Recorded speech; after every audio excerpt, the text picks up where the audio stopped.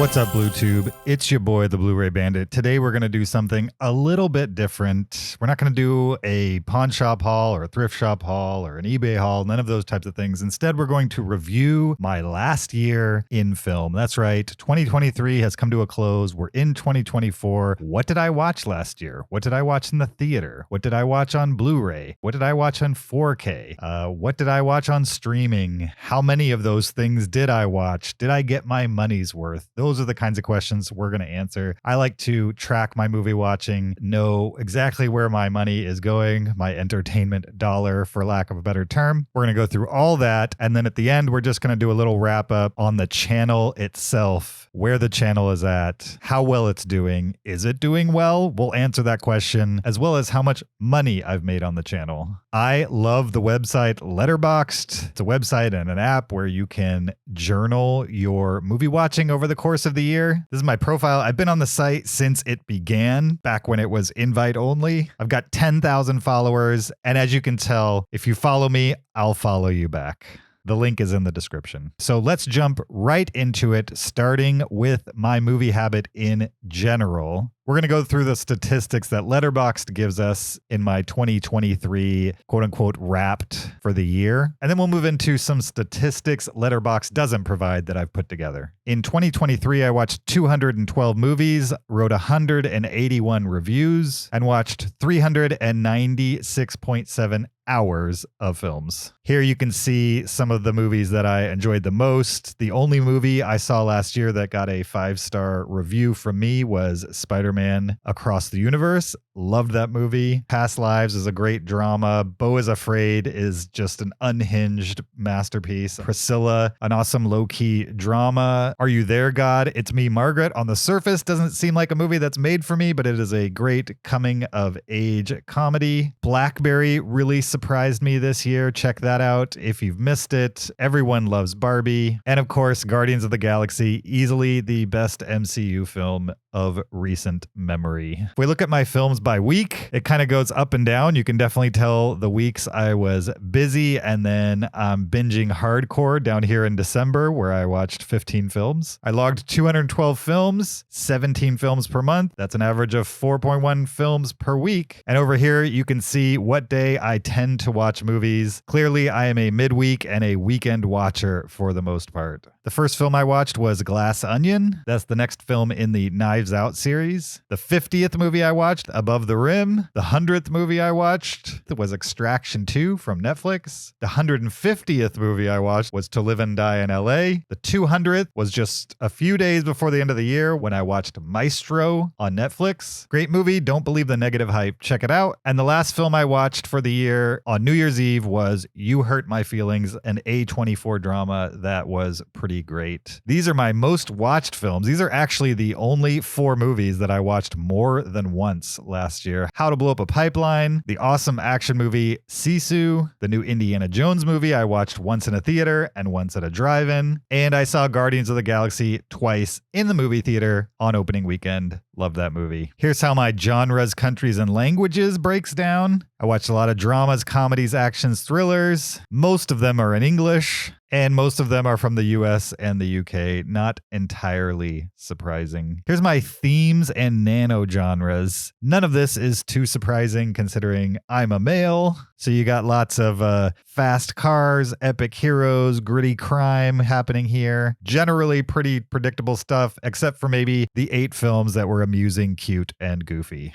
Here's a breakdown of the types of films. You've got 2023 releases in green and in gray, movies that were not in 2023. The vast majority of the movies I watched, 187 out of 212, were first-time watches for me. It looks like I rewatched 25 movies I had seen before. These are the stars I watched the most films of. I rewatched a bunch of Keanu Reeves movies. You've got the 4 John Wick movies, 3 of which I rewatched. watched, and then John Wick Chapter 4. And then I also watched River's Edge, which was a Keanu Reeves movie I had not seen. Most of these probably aren't too surprising, except maybe this guy, Harry Northrup. What was he in? Lots of older movies. You've got Philadelphia, which I watched last year from 1993. Who's That Knocking at My Door, 1967. Boxcar Bertha, 1972. Alice Doesn't Live Here Anymore, 1974. Mean Streets and Swing Shift. So basically any movie I watched in the 70s, one in the 60s, one in the 80s. I mean, this guy, Harry, has a decades spanning career. These are the directors I watched a lot of films of. Martin Scorsese took the top. These are the Martin Scorsese movies I watched. I completed his filmography this year, so these were all first-time watches for me. My favorite being Killers of the Flower Moon, but I also quite enjoyed Alice Doesn't Live Here Anymore from 1974. Here's a bunch of the different crew members that have contributed to movies that I watched in 2023. Some of the odd names that have the most is this Mary Vernieu for casting, Dumb Money, Gran Turismo, Sicario, Day of the Soldado, Sandcastle, Hypnotic, Creed 2, John Wick Chapter 3, The Menu, and Glass Onion. This lady works. She's even got 2 4-star movies for me from last year, John Wick Chapter 3 and Glass Onion. But the winner, as far as crew members, goes to Dan O'Connell, who had a hand in 11 movies I watched in 2023. Leave the World Behind, Gladiator, The Creator, Sicario, Day of the Soldado. Again, these are all movies I watched in 2023 that Dan O'Connell had a hand in. My most liked review on Letterboxd from last year was Killers of the Flower Moon. My most liked list was my top 600 favorite films of all time. The movie I watched with the highest average on Letterboxd was Spider-Man Across the Universe. I'm not the only one who loves that movie, for sure. The movie I watched with the lowest average was the documentary Bama Rush. The most popular film I watched last year on Letterboxd was Barbie, and the most obscure was Guardian, which is a documentary about environmental Canadian boat captains. Check it out if that's what you're into. And here is a big, long overview of a good deal of the movies I watched in 2023. Hopefully some of your favorites are in there as well. All right, let's talk movies in theater. I see a ton of movies in the movie theater. I saw 44 movies in a movie theater last year.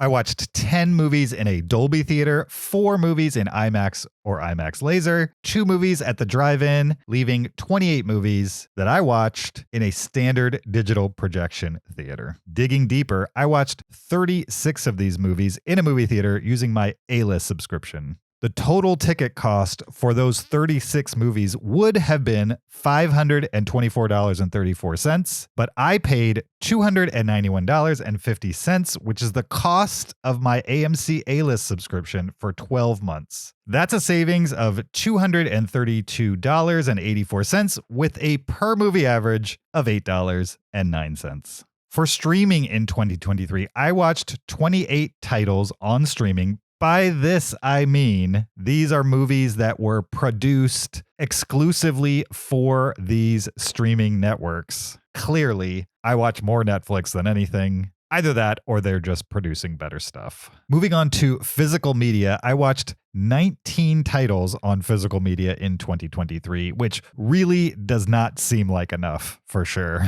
I hope for your sake that you can blow this number out of the water with your personal movie watching habits. It's definitely something I have to work on and will work on in 2024. I've definitely been far more in collector mode than I am watching the collection mode, but I'd like to fix a little bit of that in the coming year. That being said, in 2023, I watched 10 4Ks, and that includes 1 Criterion 4K and 9 Blu-rays, 7 of those being Criterion. And here are all of the movies I watched on physical media in 2023. First up is Menace to Society, an early 90s set gang movie from the Hughes brothers. This is the Criterion 4K. This was a first-time watch for me. I had never seen the film before. It comes with this fold-out insert. There's the 4K. I started the year off with a 4K Criterion Blu-ray.